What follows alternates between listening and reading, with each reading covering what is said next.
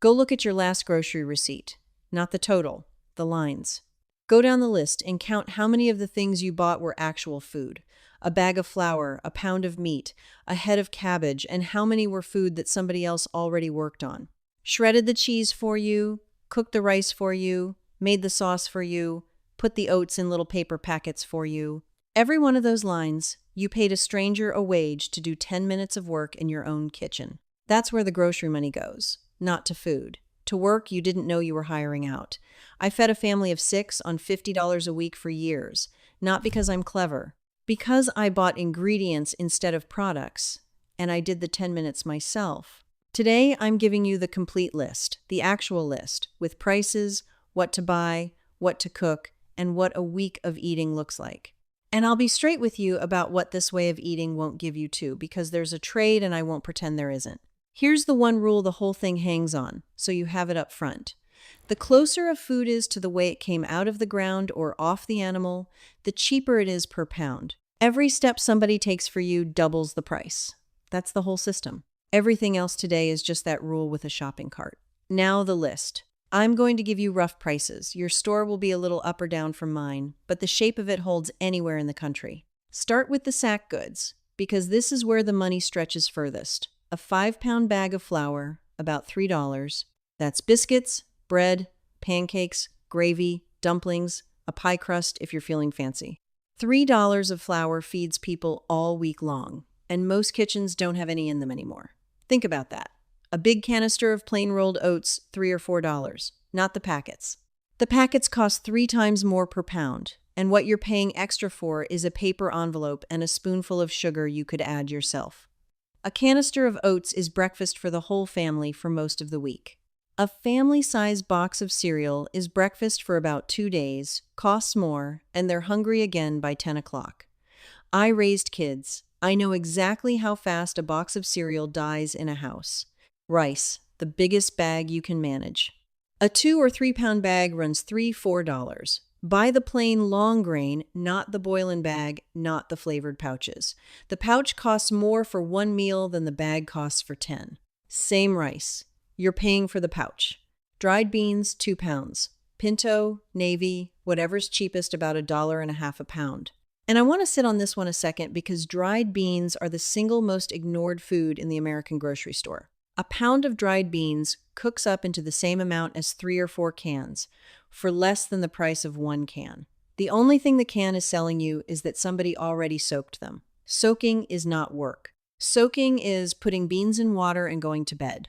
You can do that. You're qualified. That's the sacks. Maybe $12, $14, and it's the backbone of every meal this week. Now the meat, and here's where most budgets bleed to death, so listen close. 1 whole chicken. In my town, that's around $5, $6, sometimes less on sale. Not boneless, skinless breasts. Those run $4 and $5 a pound because somebody with a knife did 45 seconds of work on them. The whole bird is the cheapest chicken in the store, and I'm going to show you in a minute how 1 bird becomes 3 dinners. Not stretches into, becomes.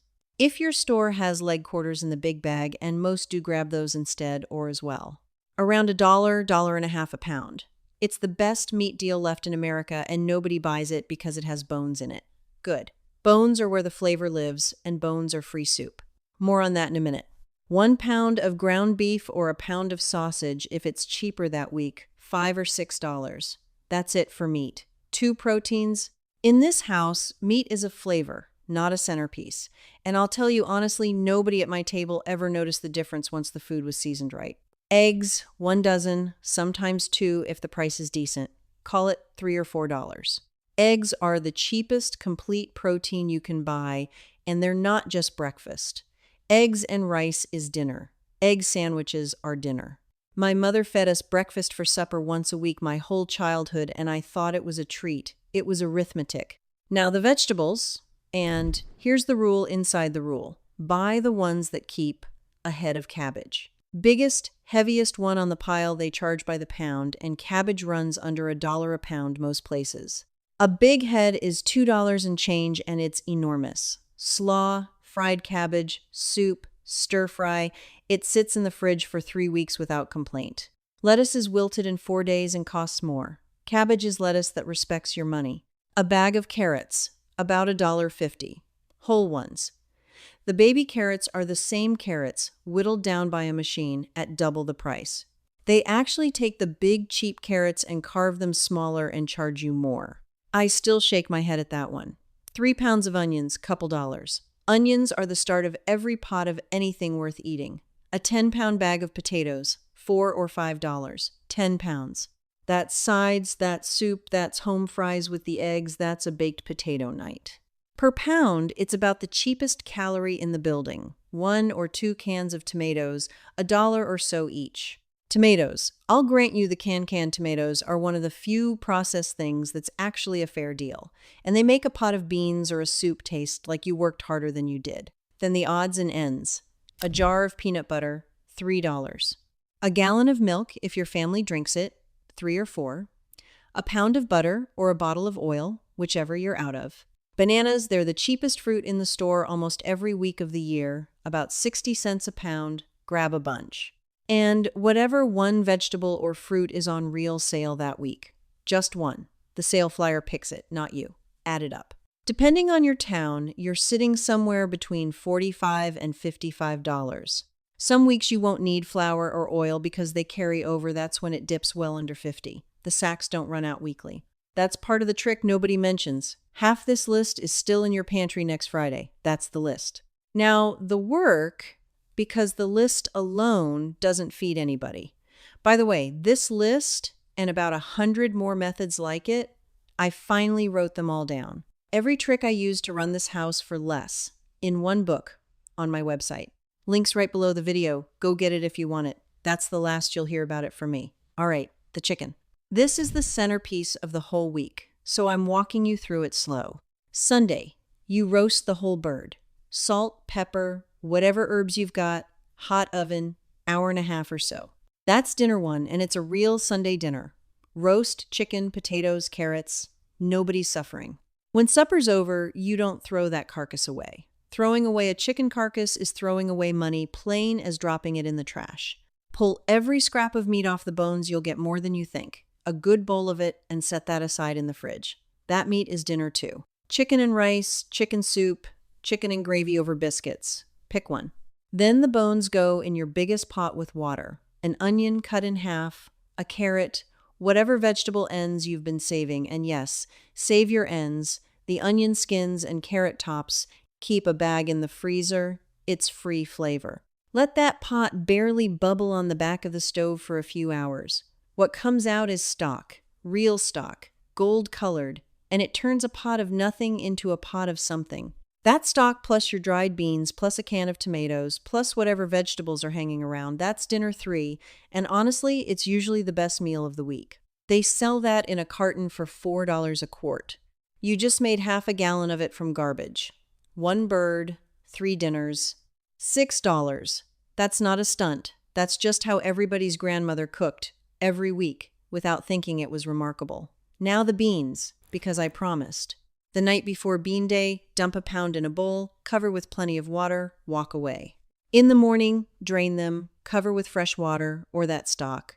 Throw in an onion and whatever's left of the sausage or a few spoonfuls of the ground beef and let it simmer low while you go about your life. A couple hours later, you've got a pot that feeds everybody tonight and again later in the week for about $2 total. Beans over rice with something from the skillet on top. People pay $14 a plate for that in a restaurant now. They call it rustic. We called it Tuesday. And the flour. You don't have to become a bread baker. Start with biscuits, flour, butter, milk, a hot oven, 12 minutes, and I mean 12 minutes of your actual hands-on time.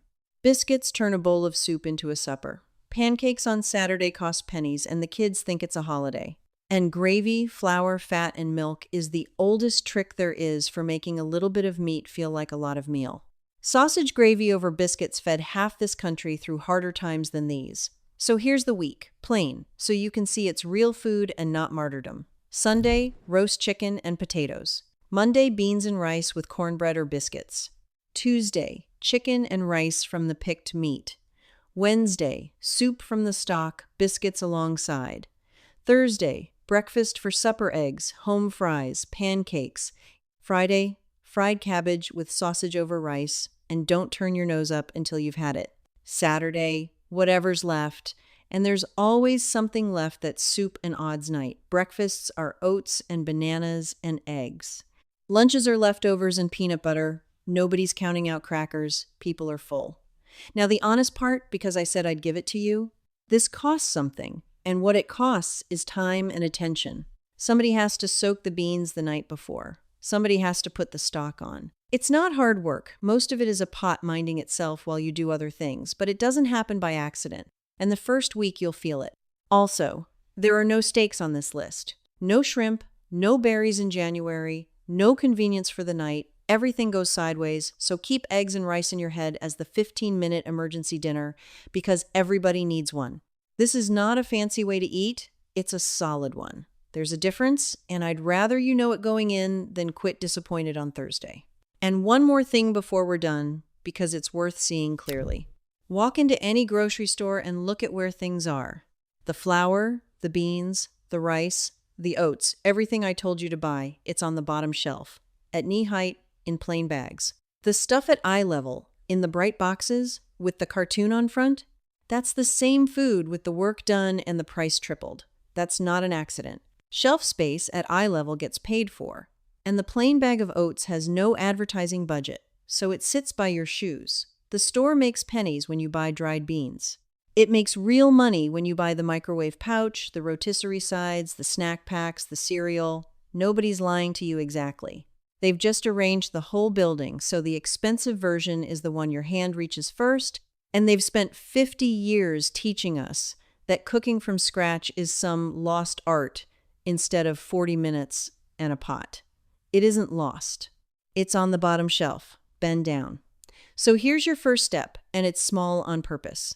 Don't overhaul your whole grocery life this week. That's how people burn out by Wednesday. Do the chicken, just the chicken. One whole bird, roast it Sunday, pick it Monday, boil the bones. Get those 3 dinners out of it once, and you'll feel the whole thing click, and the rest of the list will follow on its own. And tell me in the comments, what does a week of groceries cost you right now, and what part of the country are you in? Prices are wild, different place to place, and I genuinely want to see the spread. And if your mother or grandmother had a stretch the week meal I didn't name, put it down there. I read them all, and half my best ideas come out of that comment section. Next week, I'm doing the freezer. What actually freezes well, what doesn't, and how to stop throwing away the $20 a week most families lose to spoiled food. Because saving it at the register only counts if it makes it to the table. I'll see you then.